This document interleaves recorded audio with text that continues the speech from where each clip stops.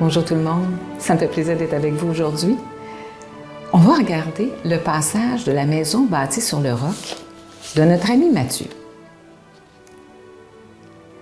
Ainsi, tout homme qui entend les paroles que je viens de dire et les met en pratique peut être comparé à un homme avisé qui a bâti sa maison sur le roc.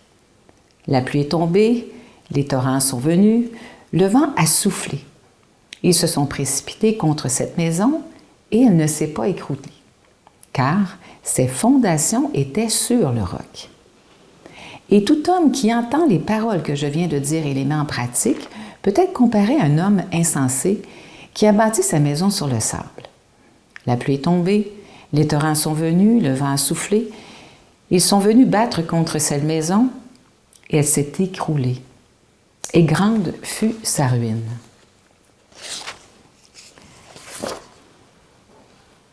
Est-ce que je bâtis ma maison sur le roc? Est-ce qu'on parle d'une maison physique? On peut peut-être passer par ce chemin-là, parce qu'on sait que malgré des fois bien des avertissements, on prend la décision de se bâtir à des endroits qui sont propices à des avaries intéressantes et sérieux. Mais on peut le faire quand même en se disant « je prends le risque » parce que j'aime ce coin-là, c'est près de l'eau, j'ai une belle vue.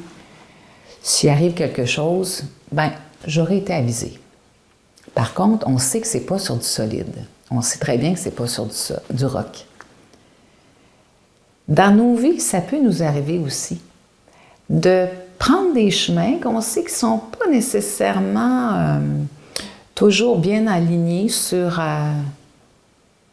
notre potentiel, sur nos qualités, mais on se dit « Ah, je vais me dépasser, tiens, je vais m'essayer », sans nécessairement respecter qui on est vraiment puis nos points forts. Et des fois, on peut se tromper de chemin. On peut manquer la marche. On peut se blesser. Par contre, l'important, c'est de se dire, je peux faire mieux. Je peux m'arranger pour changer mes pensées, prendre le temps de prendre un recul devant des décisions pour m'assurer que je vais prendre une meilleure décision. Mais comment faire ça? Comment je peux m'assurer que, à la fois dans mon corps physique, les mouvements que je fais, les décisions que je prends, là où je vais, que ça va être pertinent, que j'ai bien pris le temps de vérifier si j'avais du lave-glace dans ma voiture, s'il neige et puis que je veux me diriger à tel endroit. Est-ce que j'ai mangé suffisamment, correctement, pour avoir l'énergie pour passer au travers de ma journée? Ça peut être sur mon corps physique, mais ça peut être aussi au niveau de mon âme, au niveau de mon ressenti, de mes émotions ou encore de mes pensées. Parce que ma maison, elle est à la fois physique mais invisible. Je suis un corps, j'ai une âme et j'ai un esprit. Mon temple intérieur, ce que je ne vois pas au niveau de mon âme, au niveau de mon esprit, est-ce que je prends le temps de bien le nourrir? Souvent, on peut être troublé. On peut être stressé, on peut être envahi par beaucoup d'amertume par rapport à ce qui s'est passé, par rapport à une peur qu'on a de changer un emploi. On peut avoir été laissé par un conjoint, déménager pour un travail. On peut avoir peur de la guerre, même si elle n'est pas proche de nous. À ce moment-là, quand je suis troublée comme ça, quand mes émotions sont chamboulées, qu'est-ce que je me donne comme outil pour que mon temple intérieur retrouve sa paix, pour qu'il retrouve du solide? On est chanceux parce qu'on connaît les expériences de vie de Jésus et on sait que si on suit son chemin, qu'on va arriver à vivre avec moins de turbulences, que malgré des grandes souffrances, comme un ami m'a dit un jour, Christine, c'est quasiment indécent, de te dire combien je souffre physiquement, mais combien je suis en paix. Alors, il y a quelque chose de plus grand que ce que nous vivons dans notre corps physique et qui nous amène à un bonheur malgré la souffrance, malgré la perte d'un emploi, malgré la maladie même. Alors, je pense que Jésus nous parle dans ce passage de l'importance de construire cet état d'être intérieur qui va être notre force pour passer au travers des événements de nos vies et pour arriver à grandir et à être de plus en plus solide. Parce que une épreuve, nous savons qu'elle n'arrive jamais seule. On sait que dans nos vies, on va en rencontrer plusieurs. Mais chacune des épreuves que nous vivons, avec l'expérience que ça nous donne, ça devrait normalement nous rendre plus forts.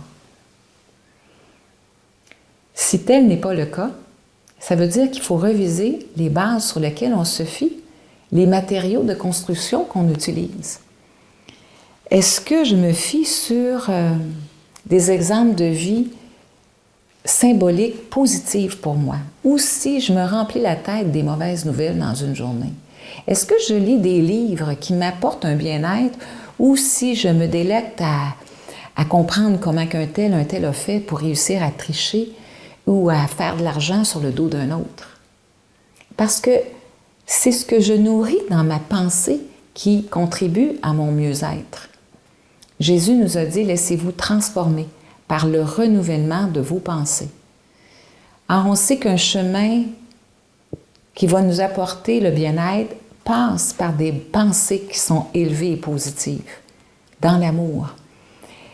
Et un des meilleurs chemins pour remplir ces pensées-là d'amour, c'est de faire des actes bons. Parce qu'à chaque fois que je fais un acte bon, j'ai une joie, j'ai une paix intérieure, puis je suis content, je suis fière de moi. C'est des bonnes pensées. Et un jour, quelqu'un m'a fait connaître l'exemple d'un funambule qui marche sur un fil de fer. Il a son but fixé, et s'il s'occupe des gens qui l'applaudissent au passage, il risque de tomber. S'il s'occupe de ceux qui crient après lui, qui sont en désaccord avec son chemin, ses décisions, il risque de tomber aussi. Alors, je dois rester, moi, comme ce funambule, sur mon fil, le fil de ma vie, bien fixé sur un objectif positif, rempli d'amour, pour que je ne sois pas dérangée, le moins possible, pour garder mon équilibre, pour que contre les vents et marées de mes expériences de vie, je puisse rester debout et avancer jour après jour dans l'accomplissement d'une vie qui va ressembler à celle de Jésus ou de Marie le plus possible. Alors, le temps que je passe dans une journée à nourrir ces pensées-là va contribuer à mon mieux-être, à mon bonheur. Je nous souhaite de s'ancrer solidement dans l'amour, dans la vigilance, le discernement, le don de soi, le service. Ce sont tous des matériaux solides pour contribuer à notre bonheur, à des relations et faire face aux événements de nos vies au quotidien. Bonne route à chacun. Au revoir.